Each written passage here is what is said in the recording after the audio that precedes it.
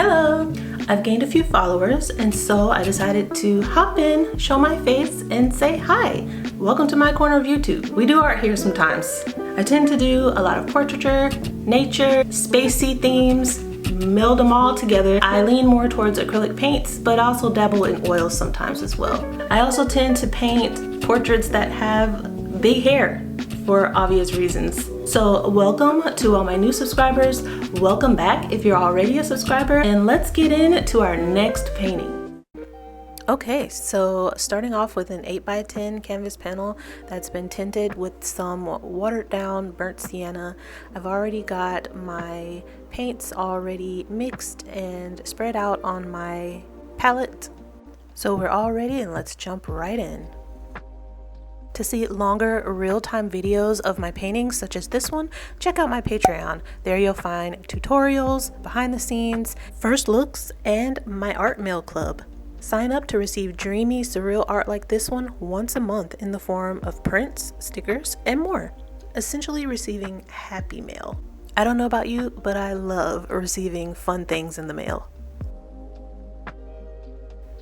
Just like with all of my paintings, I always start with a gridded image and by blocking in.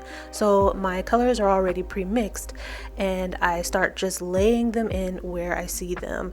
It doesn't have to be completely correct, I just want to fill up the entire canvas panel.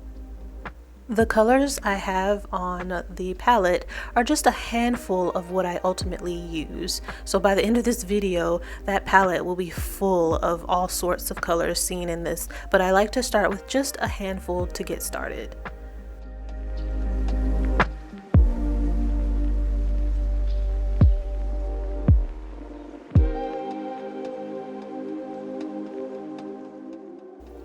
You guys, let me know how you feel about the upright palette and being able to see it along with my painting. Usually, or before I figured out that I could have my palette upright, I would just show the painting, and so the painting would take up more space in the screen. So if you prefer the palette upright or not show the palette at all, leave me a comment and let me know what you think.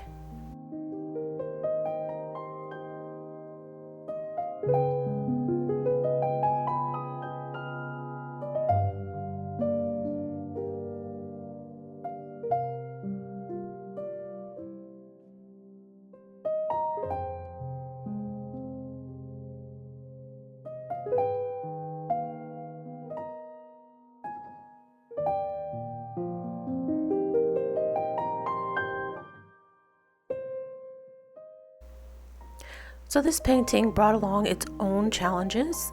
Of course, my subject is underwater, but I had never really painted a subject underwater, much less breaking the surface partly so that there are ripples on the surface.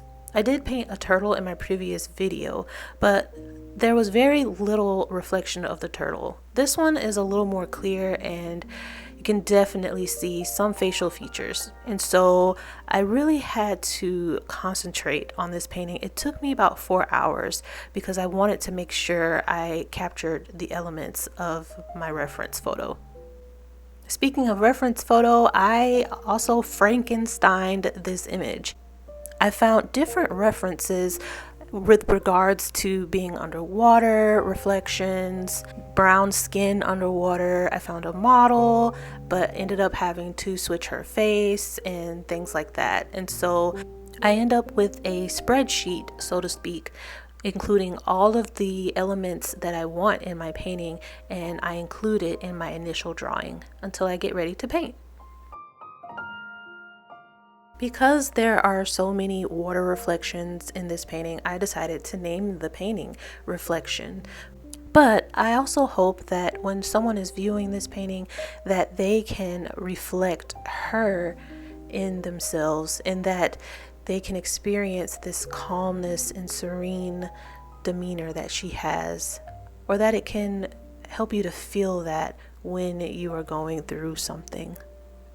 Leave a comment below and let me know how this painting makes you feel.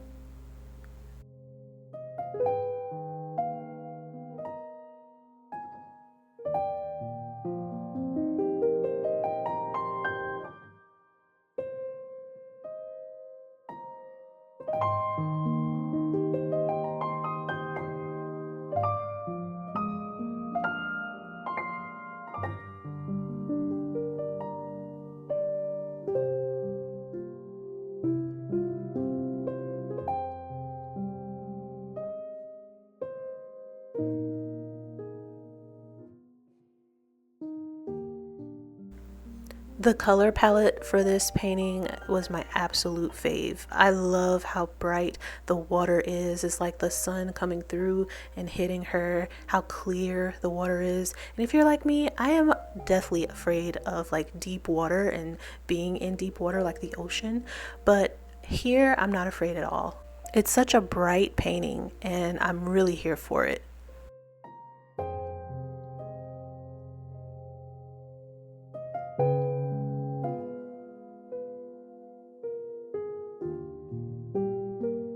So once I started painting, the actual challenge reared its head. And it's just that she has these water reflections on her skin. I don't know what they're really called, but they make these small light lines from the reflection of the water above her. And I really didn't know how I was going to portray that. And so I tried my best. I hope you guys enjoy the struggle here, but it was definitely a learning curve.